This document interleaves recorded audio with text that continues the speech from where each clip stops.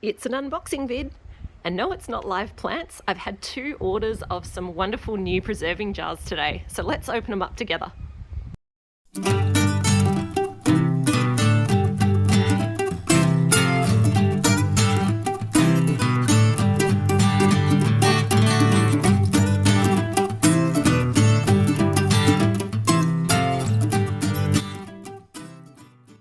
This weekend I spoke with the Australian Homesteaders Community Facebook group, and we did a bit of a live on beginners canning. And during that session we were talking about preserving jars amongst a whole bunch of other wonderful things. It's definitely worth joining the page and checking that out if you are interested in that. But one of the things we talked about was jars and the availability of jars, how to get a hold of them, and what types of preserving jars there are around the place. Now today I have got my hands on 2 new lots of jars, and I wanted to share opening them up with you guys because these are ways that you could also get your hands on jars as well. So the first one that I've got here is some new jars, and a little later on I'll show you another lot of jars that I've also got my hands on too that I'm really excited about. But first of all, let's open up these ones here, and this is an order that I got online from OzFarmers. So this one here was delivered by Australia Post. Hopefully all will be nice and intact.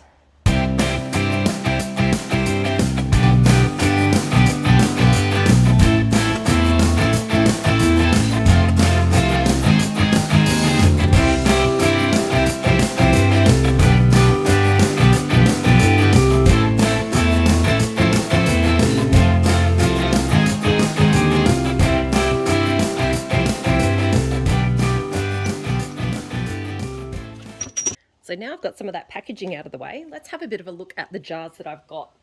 So first of all, I've got some weck jars here. And these ones are a beautiful little preserving jar. And I got some of the tulip ones. In fact, there was about 24, I think 220 ml weck jars that I got. So these are the ones where you've got a 3-piece system. You've got your jar, a little rubber gasket that goes on top, and then there should be some clips in here as well that will hold that all together. So 24 of those, and if I have a bit of a look at the paperwork, we can see that for a 12 pack of those it was $29.95, and I got 2 of those. So those are going to be really great for things like jams, probably a little bit small for pickles and things like that, but maybe if I'm doing gifting, they'll be good. So speaking of gifting, you might be wondering why I need to top up jars. I have been preserving for quite a few years. I have lots of equipment, but one of the things you find is that over time you do tend to gift and give away a few of your jars, and sometimes they don't always come back to you. So topping them up like this is something that every so often I need to do. Probably haven't made an order now for about probably 18 months or so, but these will well and truly top up the stocks. All right, let's see what else is in here. All right, so it looks like all of these ones packaged like this are my weck jars. Let's see if we can get in underneath those.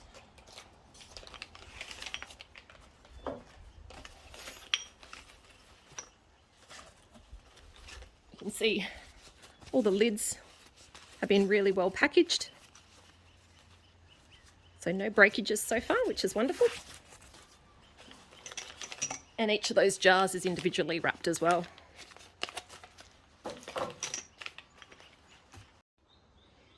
Now, interestingly, I haven't come across the clips yet. I kind of suspect they might be in here. Aha, there we go. So in this bag, it looks like we have our clips. So these are the clips that come with weck jars that hold the lids on during processing. There we go, there's a whole bunch of those in there.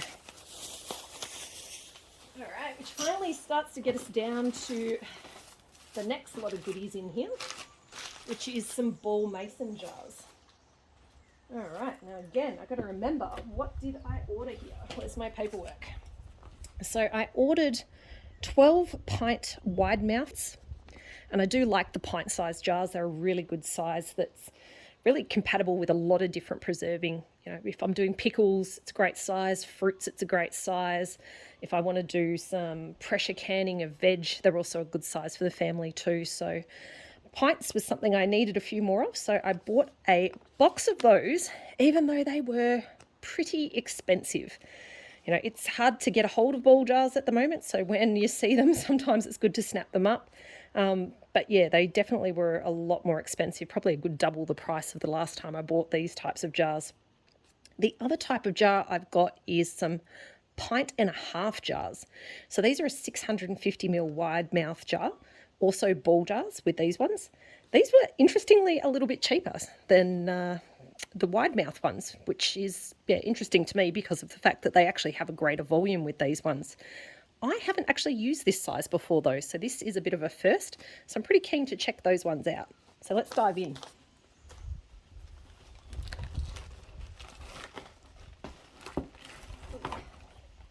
There we go. There's our mason jars in the 1.5 size. All right, I want to open that because I want to have a bit of a look at the size and shape of these ones. Again, because I haven't actually used these ones before. Well, that's really cool. They're quite a long jar. So the wide mouth is something I quite like because I do a lot of fermenting in my ball jars as well. And I use the mason pickle pipe tops, which is always a bit of a mouthful to say. And they're a wide mouth fit on those pickle pipe tops that are used for fermenting. So these jars are going to be perfect for that as well as for my canning. Yeah, they're really cool. I like those. All right, let's have a look at the pint size. Where are we? Oh, more weck. As with most deliveries from our Australia Post friends, I'm sure they've had a bit of a shake. But what's really good is everything seems like it's been packaged in here really well. And yeah, so far so good and no breakages. All right, so there is my pint jars. So this one here is a 12 pack of the pint jars. And again, let's open that up. We can have a look at that size of jar in here. So that's a fairly standard size jar that a lot of people use. The ball pint, as I said before, is a really diverse size. Good size for food for the family as well. So yeah, they will be a good addition to get back into my preserves rotation. All right, so that is all my new jars. But as I mentioned, I've also got an exciting new addition to my preserving jars, something that I've never embarked on before. So let me show you what that is. I'm about to embark on new adventures of preserving with these. These are Fowlers jars. And this is the second part of my new preserving jars that I've just got. I have never done Fowlers, so this is going to be completely new for me. And I was pretty excited to pick this deal up on Marketplace. I saw a lady post on the Facebook Marketplace that she had some jars that she was looking to sell. And I thought, what a great opportunity to try and have a bit of a first crack at doing a bit of Fowlers. So I got, I think there's 4 of these number 36 jars. And I think there was about 8 of these number 20s. And I think there was about half a dozen of the size 27s. And I did a little bit of research online, and it sounds like a couple of these are from the 70s when they actually ceased production. So that's pretty exciting to actually get my hands on some heritage jars. Good Australian heritage jars, which is great. The number 20s, I'm not sure how old these specific ones are, but it sounds like they still make these ones now. So, of course, I'm still learning, and I've actually joined the Fowlers Facebook group so that I can learn a little bit more about these and the Fowlers method as well. But I'm pretty excited to actually get my hands on all these jars to give it a go. Now, in the box, I also got some lids. So there's these ones here, which I think are the stainless steel lid. So there's size number 3s. Also a bunch of clips in here as well. And there's also another box in here. What are these ones? Also size 3. I think these ones are a different colour. Gold from memory. Here we are. yeah, I don't know if silver or gold's better. Maybe you can tell me in the comments if there is any difference, but these ones look like they're quite new, so that's actually really exciting. So those ones again are the size 3, so that should fit my size 27s and my size 20 jars, but I think it's a size 4 that I actually need for these bigger number 36 jars. I think there was a couple of lids in here she mentioned for that as well, so let's have a bit of a look. All right, that looks like a much bigger one there. That is a, yeah, 4-inch lid. Beautiful. And there's also a bunch of rubbers in there, so I probably need to have a bit of a closer look at those to see how old or new they are and whether I need new rubbers and whether there's a couple of different sizes in there as well. I'd say looking at some of these, they have actually lived a bit of a life already, and I probably actually need to get some new rubbers, so I'll jump on the Fowlers site and do that. And then there was this little bonus in here as well of some mason lids. So these ones are some lids and bands, Home Discovery, not a brand I've actually heard of before, so I might look those up and see if they are a reputable brand, and if so, that's an added bonus to actually have a few extra lids for my mason jars as well. Yeah, so there I go, new adventures in preserving with Fowlers. So I'm looking forward to this. If you are a Fowlers person, I'm definitely keen to hear any tips that you might have, because I've never done it before.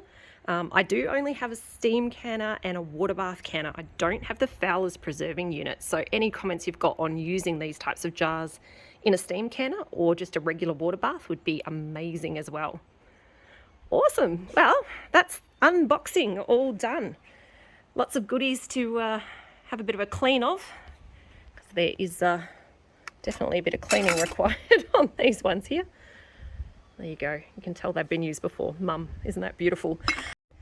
So there's our unboxing complete.